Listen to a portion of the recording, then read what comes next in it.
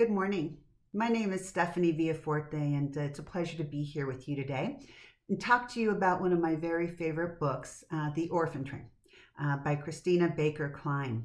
I currently serve as Colorado's Child Protection Ombudsman, which means that I run an agency that oversees child protection services and makes sure that it works as effectively as possible for the children and families it's designed to serve. And I tell you that because it might give you a little bit of insight as to why I chose this particular book as one of my favorites. The Orphan Train is a book of historical fiction. It details a period of time in American history that very few people know about. Specifically, there was a time in history when the way that we took care of our orphan children, our homeless children, our children that were abused and neglected, was to send them on what we now call the orphan trains. They were trains that were run by a private charity back on the East Coast, and nearly 200,000 children from the East Coast were shipped across the country to the Midwest. The notion was that they would be adopted by loving homes, people that could provide for them.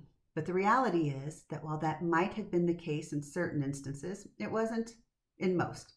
And in fact, many of the children that were placed on orphan trains were sent to families who physically and sexually abused them, people who placed them in indentured servitude and quite frankly exploited them for their labor. And this book details that, but against that, it really talks about a young woman who is 17 years old in the foster care system today, as we know it, and a 91-year-old woman who experienced the orphan trains, our equivalent, if you will, of the foster care system at that time.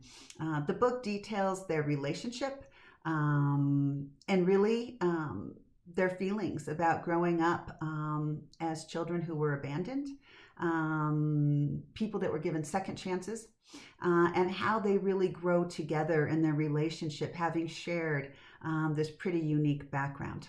So The Orphan Trains is really a story, again, backdropped against historical fiction, but it's a story of two women who, while have struggled and suffered a lot of painful experiences in their lives, are also people that are resilient and come together to share in their struggles, but also in their success.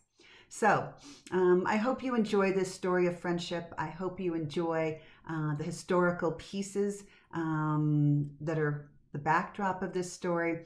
And, really, I just hope that you enjoy it as much as I do. Thanks, and have a wonderful day.